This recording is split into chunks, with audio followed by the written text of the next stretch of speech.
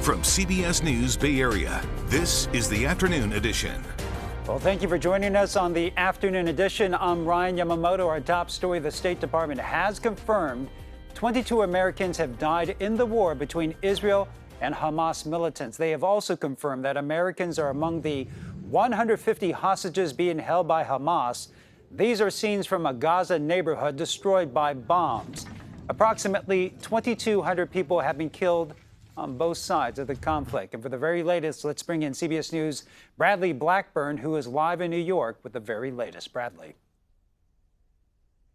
Ryan, the United Nations Secretary General today called for the immediate release of Israeli hostages held by Hamas. And he also said international law must be followed to protect Palestinian civilians as Israeli airstrikes continue. New horrors are emerging from the communities where Hamas went on a bloody killing spree.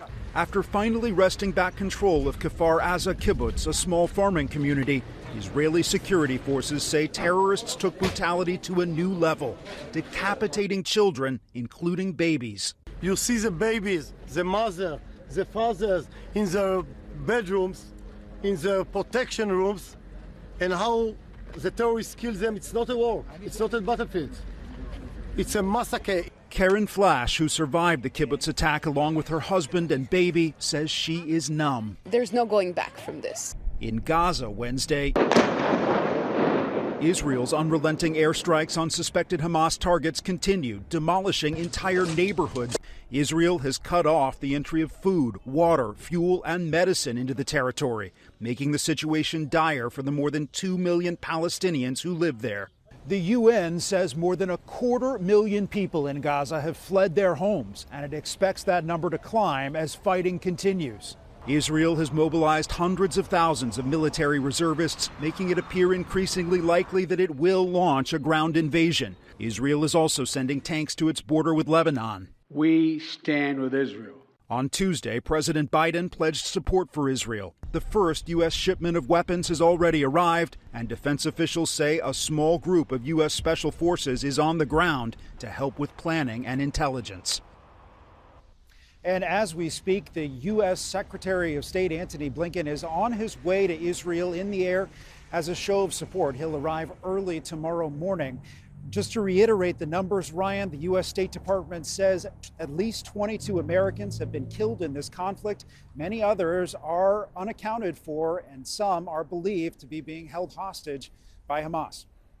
All right. Thank you very much. Bradley Blackburn reporting live from the United Nations in New York. President Biden says he and Vice President Harris spoke with Prime Minister Benjamin Netanyahu this morning, recommitting United States support for Israel. And the type of terrorism that was exhibited here was just beyond the pale, beyond the pale. As I said yesterday, my commitment to Israel's security and the safety of the Jewish people is unshakable. The United States has Israel's back, and we're going to be working on this all through today and beyond. The president will be meeting with Jewish American leaders later on this afternoon. Live look now at Congress. Republicans nominating Steve Scalise as their next Speaker of the House, beating out Congressman Jim Jordan. The full House will now have to vote, and that vote was supposed to happen this afternoon. But now we're hearing reports it has been postponed. Scalise will need 217 votes to secure the position as Speaker. And once a new Speaker is selected, Congress will have a full plate. They need to pass a formal resolution in support of Israel and discuss possible aid packages for both Israel and Ukraine. Also, the next deadline to secure funding and avoid a government shutdown is less than 6 weeks away.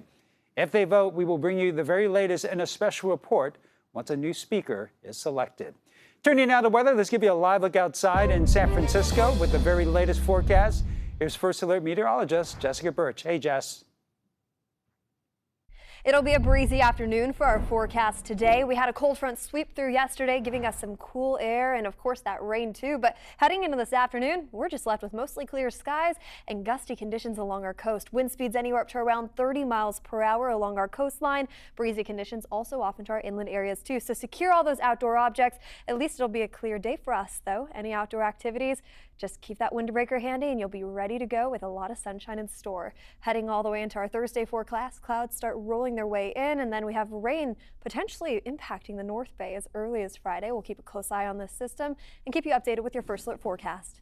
Well, an early morning fire caused a roof and wall to collapse in an abandoned Oakland warehouse. This was the scene around 5:30 this morning.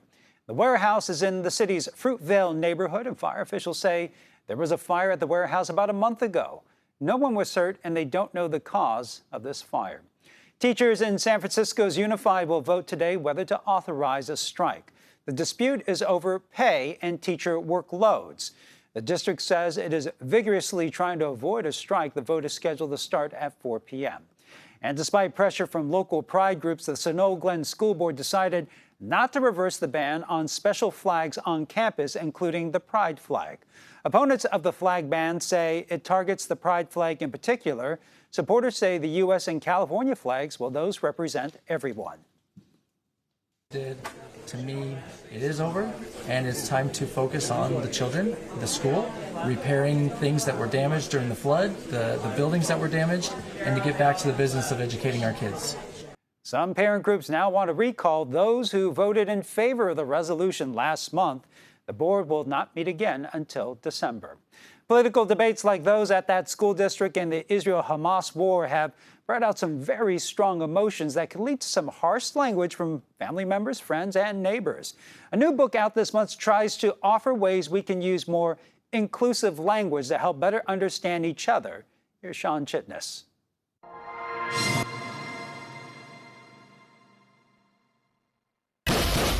Each day and the new developments that come with it fuel more fire in the Israeli-Palestinian conflict. Supporters on either side quick to use strong words in favor of their cause. When I say inclusive language, I mean not a long list of words, here's what you should say, here are good words, and here's another long list of words, here are bad words. I don't mean that at all. Dr. Suzanne Wertheim is the author of a new book, The Inclusive Language Field Guide. She doesn't want people to use softer words to make their point. She wants them to be specific. Dr. Wertheim has spent 20 years studying and researching the interactions related to power, language, and identity. She got her PhD from UC Berkeley and now lives in Oakland. Every person who's born is set up for bias, and you have to work to remove the bias. Wertheim enjoys bird watching and says binoculars are the perfect metaphor for her book, an easy-to-use tool that helps you see farther and more clearly. So whether it's a major global crisis like what's happening right now in the Middle East, going as granular as possible for behavior, instead of using labels describing a person as a kind of a person, talking about the specifics of the things that they're doing. Or an issue that's just around the corner, policies school boards are voting on in your community. The more that we can have discussions that talk about a person and another person, I'm this kind of child, and this is my experience in school. I'm this kind of child, and this is my experience in school. An honest, respectful approach that considers other people without ignoring history and feelings will help now and in the future, especially ahead of next year's election. Separate the behavior from the identity. Anyone should be able to dissent. Anyone should be able to call out a problem. And Dr. Wertheim has these 6 principles of inclusive language. They are reflect reality, show respect, draw people in, incorporate other perspectives, prevent erasure, and recognize pain points.